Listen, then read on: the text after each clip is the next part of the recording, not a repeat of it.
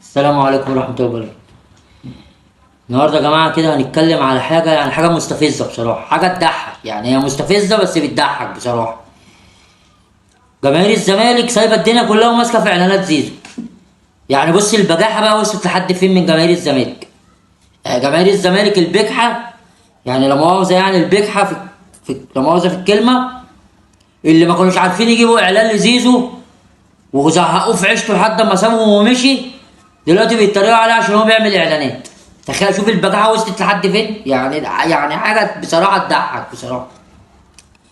راجل بيعمل اعلانات وبياخد منها فلوس وابتدى يتشهر وابتدى يطلع في التلفزيون، واد زي القمر كده وحلوه وابيضاني كده. ما كانش حد يا عيني، ده ممكن يمثل كمان. بس طبعا ده جماهير الزمالك ممكن تجي لها غلطه، يعني لو عمل فيلم ولا حاجه، يعني حاسس بيه. فجماهير الزمالك سايبه الدنيا كلها وبتتريق على زيزو.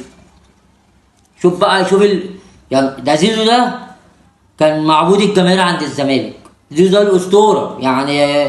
في برنامج كان بتاع كابتن خالد الغندور، يقول له مين احسن لعيب في افريقيا، وقال له كل اللي كانوا في الاستوديو ساعتها قال لك زيزو.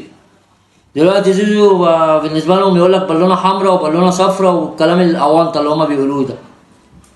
يعني لعيب لا غبار عليه من اول لما جه مصر، منتخب مصر، في المنتخب على طول.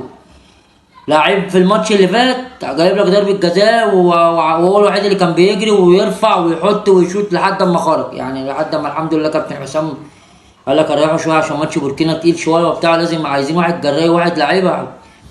فدلوقتي بسم الله ما شاء الله ولا حول ولا قوه الا بالله، يعني حاجه فعلا حاجه تضحك. جماهير الزمالك بتتريق على زيزو، يقول لك ده بيعمل اعلانات، ده مش عارف بيعمل جعان، بيعمل اعلان بيتزا، مش عارف ايه. طب بالله عليك كل واحد ممكن يقول ايه؟ طيب يعني الراجل يعمل ايه بس، والله يقول ايه؟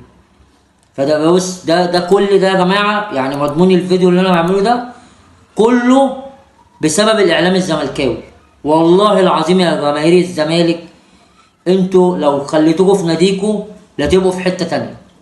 الاعلام الزملكاوي عشان والاداره الزملكاويه عشان اداره فاشله، فعلا فعلا فعلا لازم تعمل معاكم كده اهو.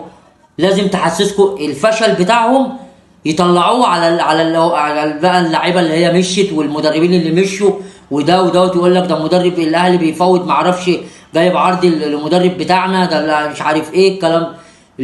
ده لعيب مشي عشان خاطر جعان، ده المدرب مشي اصلك الاهلي هو اللي جاب له العرض. ده حمد حمدان مش عارف الاهلي جاب له عرض قطري. الاعلام ضحك عليكم وانتوا ماشيين وراه وكمان بكره